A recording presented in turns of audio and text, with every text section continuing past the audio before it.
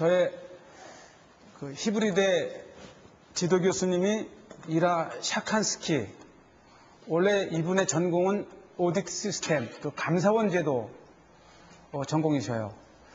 근데 제가 이스라엘에 와서 지도 교수님을 찾던 중에 이분이 히브리 대학교에 처음으로 종교와 정치 일단 과목을 개설을 하셨어요.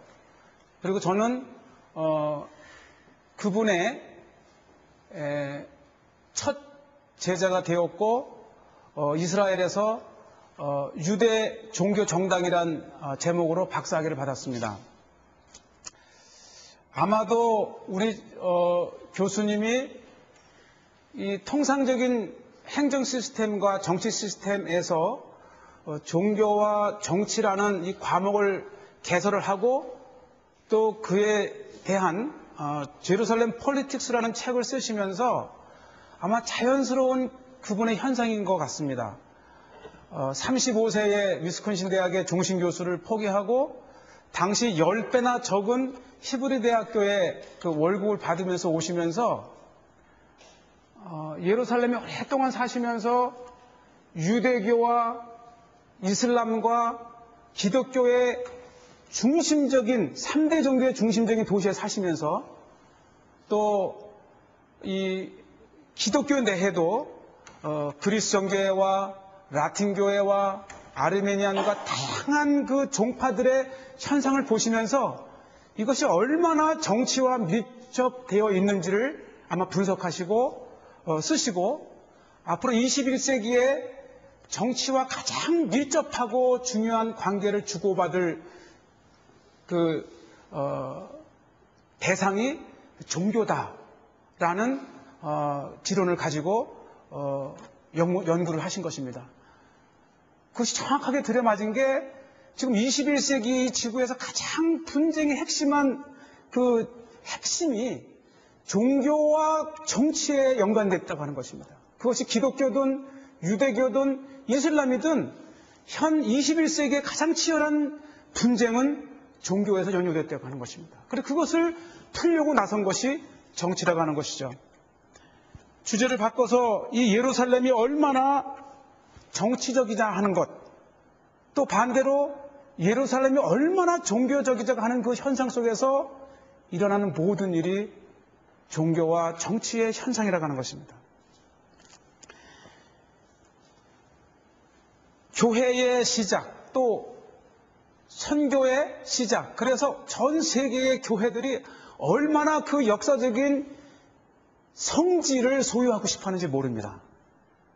그래서 같은 이름으로도 여러 교회가 생기는가 하면은 이 무덤교회나 탄생교회 같은 경우는 그 안에 여러 종파들이 함께 기고하면서 조금이라도 더 내가 그 영역을 차지하고 조금이라도 내가 더 그 장소에서 예배 시간을 확보하기 위해서 벌어지는 그 거룩한 분쟁이 오늘날에는 얼마나 세속적인 분쟁으로 변질되어 있는지 모릅니다. 아마 예루살렘과 관련해서 가장 큰 분쟁은 1853년에 크리미아 전쟁.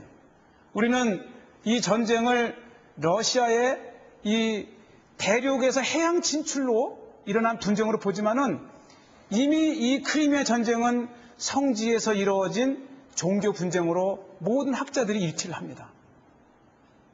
서방교회를 대표한 라틴 교회와 동방교회를 대표한 정교회 간의 이 성지에서의 분쟁이 결국은 그 본국으로 확대가 되어서 라틴 교회를 지지하는 프랑스가 오스만 터키를 도와서 대륙 진출을 꿈꾸며 이 성지 내세의 기득권을 확보하려고 하는 러시아 간의 충돌입니다. 특히 팔레스타인 성지에 대한 러시아 정교회와 로마 카톨릭 간의 이 권력을 놓고 벌어진 것이 크리미아 전쟁입니다. 후에 이 오스만 터키는 크리미아 전쟁에서 자신을 도운 프랑스의 감사의 표시로 이 베디스타 연못, 그 성한나교회를 프란치스카에 기증한 것입니다. 사실 저는 지난 3, 4주간에 이 WCC란 사실 이 WCC를 잘 몰라요. 그러나 예루살렘 땅에 살면서 교회 현장에서 예배자들만큼은 자기의 신앙 노선을 지키되 서로가 서로를 존중해주고 또 싸우지 말자고 하는 그 의미에서 돕게 되었습니다. 저희 히브리대 석사학위 논문이 제루살렘 폴리틱스예요. 예루살렘 내에 이 교회 간의 분쟁이 서방 세계의 영사와 대사관을 통해서 그 나라 간의 각국에, 그래서 아메리칸 콜로니, 프랑스 콜로니, 게르마니아, 독일, 이게 다 뭐냐면 열강들의 자기들의 예루살렘을 3, 3, 5 분할해서 자기들의 지역을 만들며 각축전의 현장이 되었다고 하는 것입니다. 저는 이 WCC가 찬성도 있고 반대도 있고 많은 분쟁이 있지만 저는 결론적으로 성지에서 만약에 WCC를 반대하면 갈 곳이 하나도 없어요. 이 1948년에 WCC를 가장 돕고 나선 것이 성지에서 가장 많은 지분을 가지고 있는 그리스 정교회입니다. 그리고 그리스 정교회와 가장 앙숙에 있던 서방교회, 라틴교회가 함께 가입을 합니다.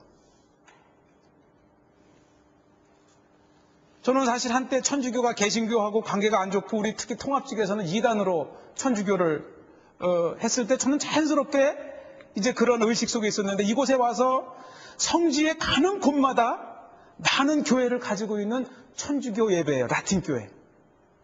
또 성지에 와서 처음 정교회가 있다는 걸 알았어요. 그 정교회 예배를 참석하면 처음에 우리 교회에서 이게 이단으로 한때는 정지했던 곳에 예배를 참석해야 되나 말아야 되나 하면 뜨끔한 적이 많이 있습니다.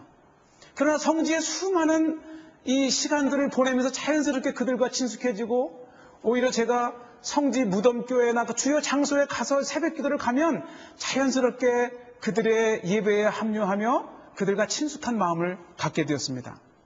근데 제가 20년 동안 성지순례를 하면서도 천주교 예배라고 하고 또 정교회 예배라고 해서 나는 이들과 노선이 다르다고 호들짝 빠져나온 순례객들을 본 적이 없어요.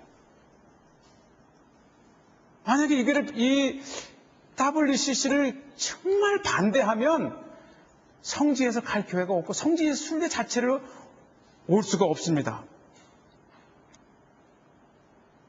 저는 한국인으로서 또 교민의 대표로서 이곳 예루살렘에서만큼은 우리가 한 구주 예수 그리스도를 좀 섬길 수 있는 화합의 장, 또 서로를 존중해 줄 수 있는 그런 마음을 가질 수 있는 교회가 장소라고 생각을 합니다.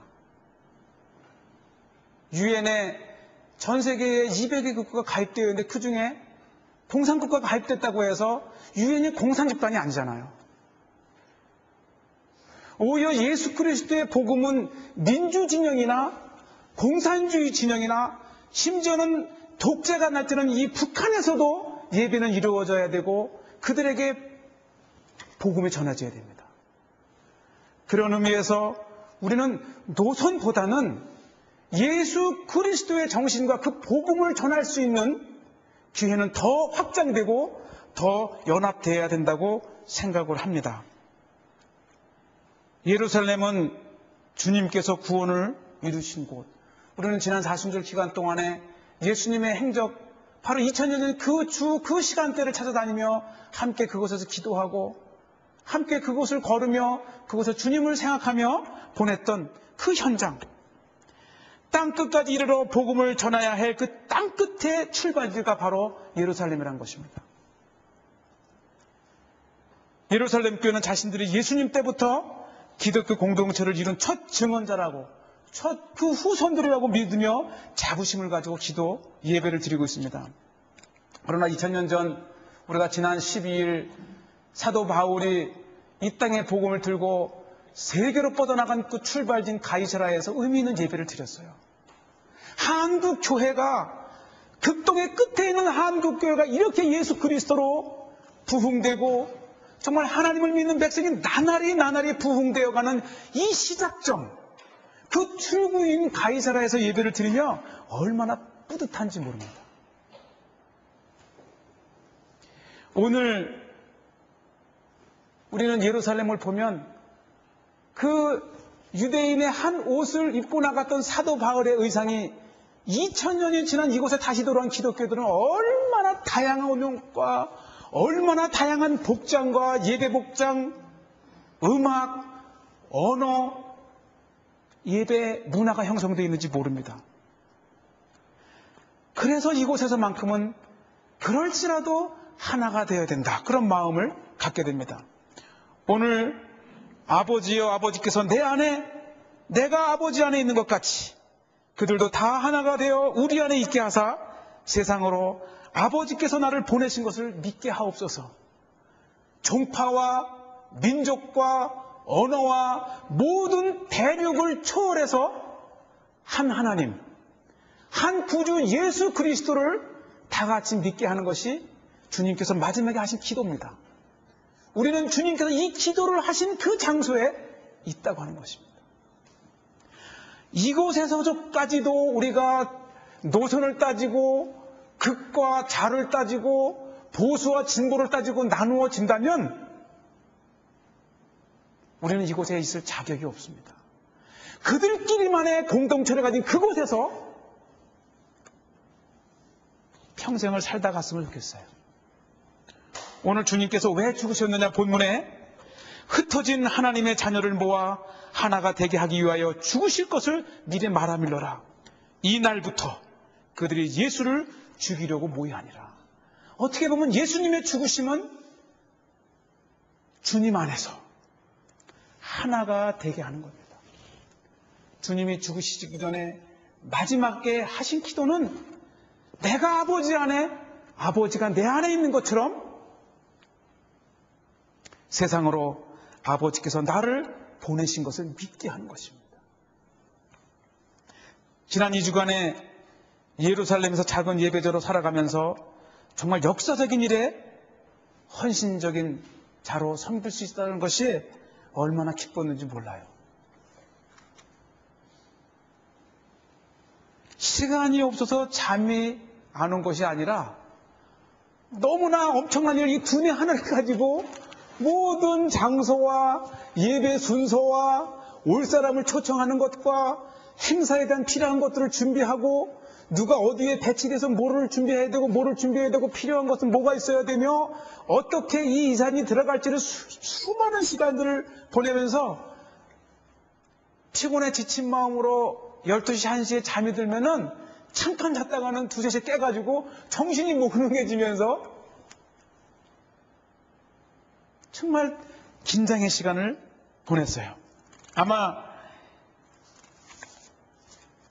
제가 처음 이 행사를 준비하면서도 또 열흘 전에 세미나를 하라 그랬는데 세상에 열흘 전에 세미나를 준비할 학자를 어디서 찾습니까? 그래서 그것도 준비가 된 거예요. 할 사람이 없으니까 이간 건 네가 해라.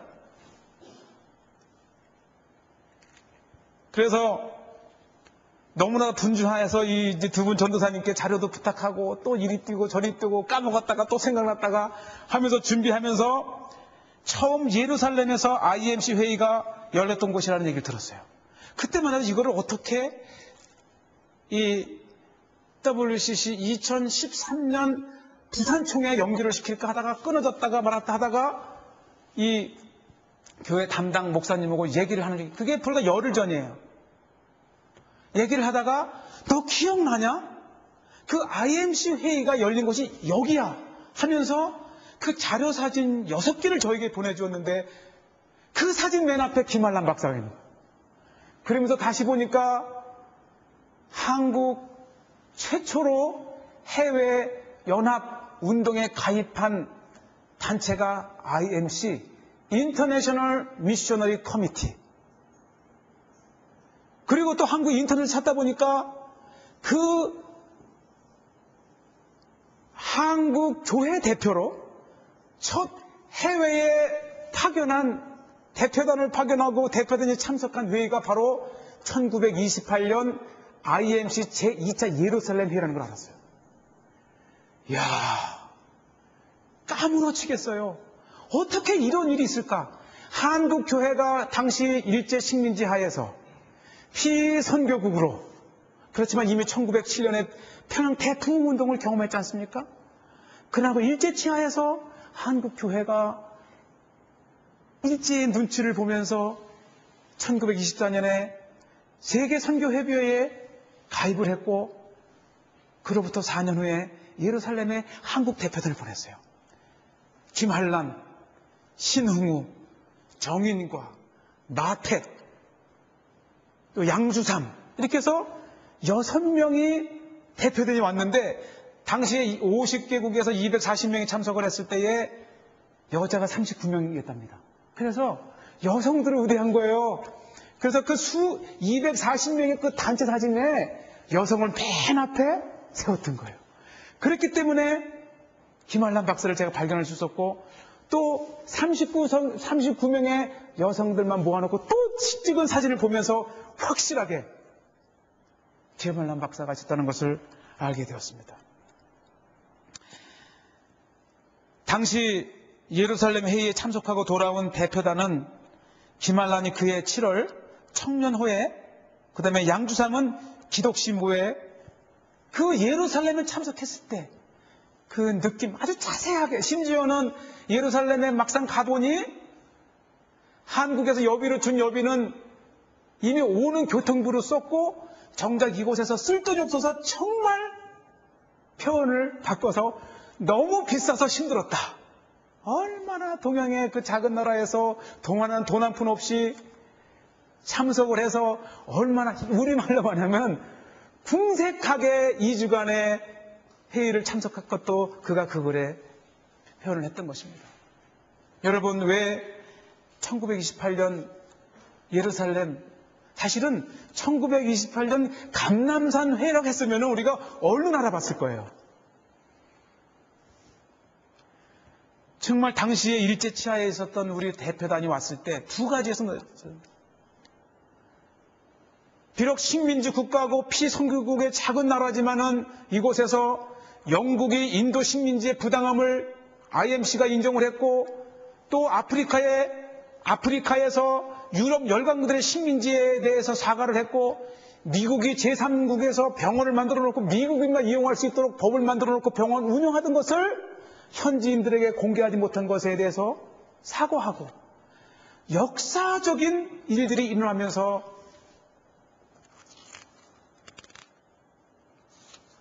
3월 24일부터 4월 6일까지 있었던 회의에서, 3월 31일 날 있었던 제12차 회의에서 일본의 기독교 감독이 국제 선교 기구의 의미를 강조할 때에 김한란이 일어나서 식민지 교회의 입장을 반영하지 못하는 기구는 자기 역할을 제대로 할 수 없다고 강하게 반항을 하면서 일본 감독을 부끄럽게 만든 기록도 있습니다. 또 하나 중요한 논제가 1920년대서부터 아주 열악한 농촌 현실을 전 교회가 인식하기 시작했다고 하는 것입니다. 그래서 미국의 사회학자 브루너는 친히 1924년에 한국을 방문해서 한국의 지주와 그 농민들 간의 그 5%의 지주가 80%의 땅을 가지고 80%의 농민이 5%의 지주를 위해서 일을 하고 있는 불균형된 이 연구를 발표하면서 한국 교회의 농촌이 깨어야 된다고 하는 것을 발표를 했고, 제2차 IMC의 예루살렘 회의에서 그것을 채택했다고 하는 것입니다. 이후에 김한란 박사와 신웅우 목사는 돌아가는 길에 덴마크의 농촌 현실을 보고 그 저술로 남기면서 감리교와 장로교의 농어촌부를 신설하고, 또 YMCA와 YWCA의 농촌 계몽운동을 시작하는 결정적인 기회가 됐다고 하는 것입니다.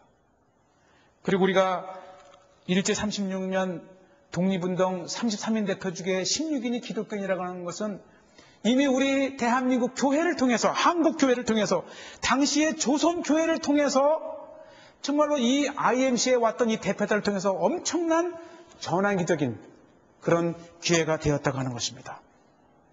그런데 한국 대표가 이미 1928년, 지금부터 85년 전에 자그마한 한국교회 대표들이 겨우 참석해서 발언 한번 했던 그 한국교회가 85년이 지난 지금 전 세계 5억 명을 대표하는 전 세계의 4천여 명의 기독교 지도자들을 한국에 모아놓고 회의를 주관하는 호스트가 되었다고 하는 것입니다. 여러분, 이것이 교회만의 일입니까? 한국교회의 일입니다. 저는 이번에 한국 대표단이 예루살렘에 와서 에큐메니컬 예배를 준비하고 에큐메니컬 세미나를 준비하고 또 비잔틴 시대 때부터 초기에 교회의 시작이 되었던 그리스 정교 대주교와 라틴 대주교, 아르메니안 대주교, 그리고 그 상징적인 도시의 시장 섭외를 하면서 이거는 일주일을 남겨놓고 우리가 원하는 11월 오전 시간대 이 모든 모임을 만들려고 했을 때 이거는 몇 개월 전에 공문을 보내고 해도 되지 않을 일들을 어떻게 우리 한국 대표단에 이 사람들이 줄을 서서 9시에 라틴교회, 10시에 아르메니안 교회, 11시에 그리스 대주교, 또 12시에 예루살렘 시장을 줄을 세웁니까? 그런데 놀라운 것은요, 공문을 보내고 10일날 전날까지 하나씩 하다가 10일날 마지막으로 제가 전화하고 팩스를 보내면 그렇게 응답도 없고 모른다고 하고 내려오라 그러고 찾아가도 내려오라 그러고 하던 사람이 전날 전화가 온 거예요. 니네 진짜 WCC 주최하는 대한민국 교회 맞냐? 맞다. 그 대표단들이 한국 WCC 오가니제이션 딜리게이션 맞느냐? 맞다. 오케이, 와라. 대환영을 하는 거예요. 예루살렘의 진짜 순례가 이거인지는 저도 몰랐어요.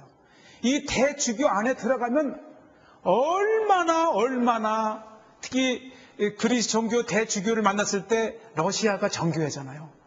푸틴의 친서를 가지고 마치 우리 직전에 왔던 그 러시아 대사관 2명이 대주교 앞에서 머리가 땅에 닿을 때까지 인사를 하고 푸틴의 친서를 전해주고 빨리 가 저기 WCC 한국 대표님이 와 있어 하면서 쫓기듯이 나가는 모습을 보면서 만약에 우리 한국교회가 월드 카운슬 오브 처치 세계 교회 협의회라고 하는 이름으로 이 방문을 하지 않았다면 대수롭지 않게 봤을지 몰라요. 이게 우리 한국교회의 위상입니다. 세계교회협의회라고 하는 이름으로 한국교회 대표단이 왔을 때에 모든 그 콧대 높은 정교회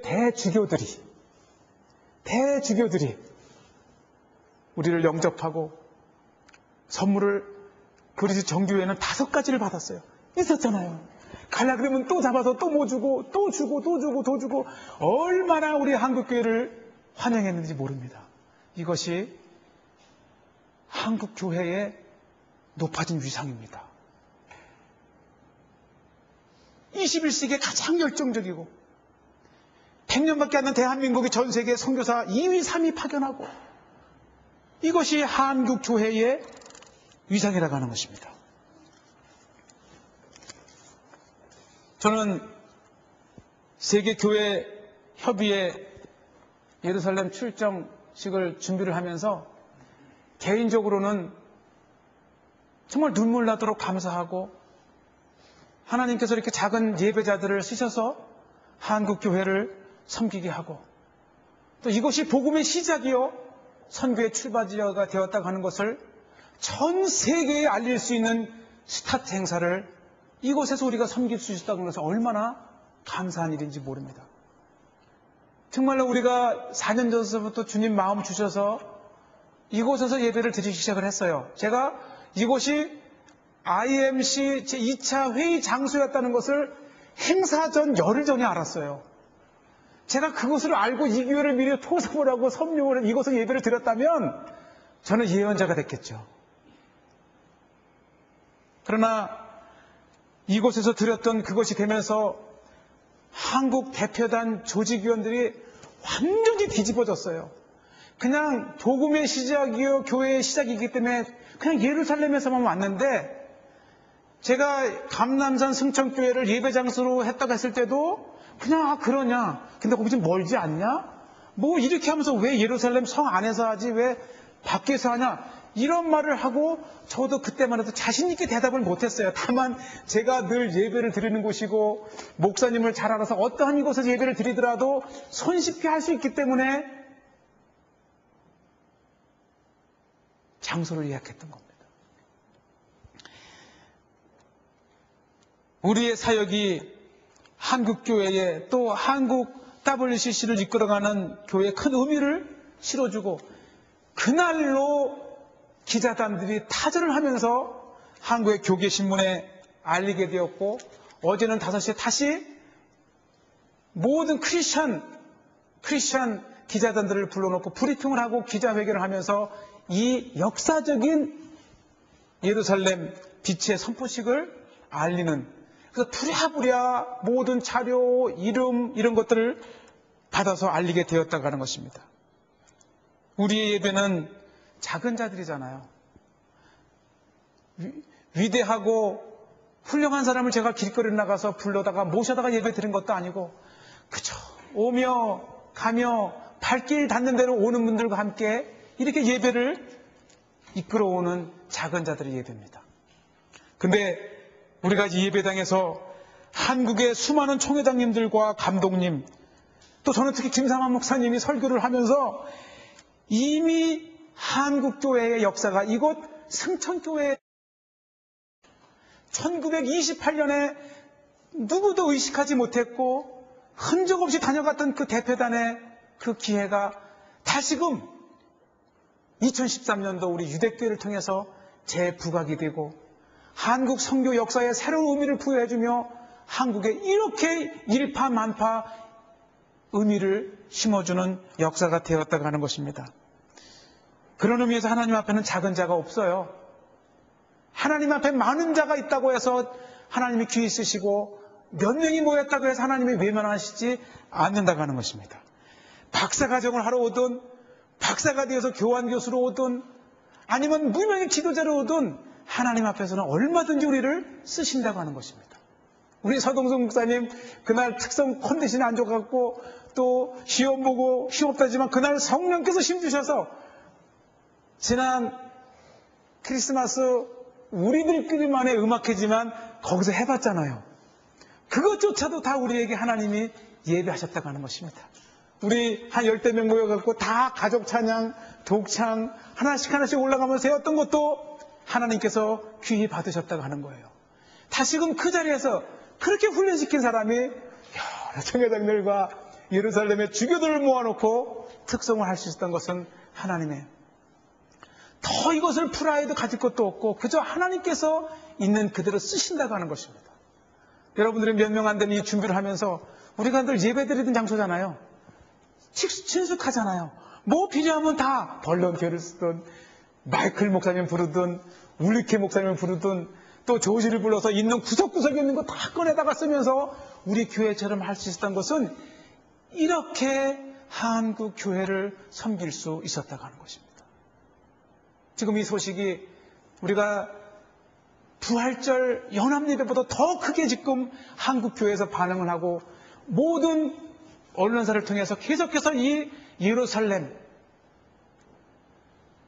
WCC 출정식을 알려나가고 있다고 하는 것입니다. 우리는 이곳에서 어떻게 예배를 드리기 시작했는지는 모르지만 한국교회를 위해서 우리의 이 작은 예배가 큰 디딤돌이 되었다고 하는 것입니다. 우리는 한국교회에 큰 의미를 심어주게 되었습니다. 우리의 작은 예배하는 마음과 예배하는 형식이 한국교회가 세계교회를 섬기는 역할을 감당해내게 됐던 것입니다.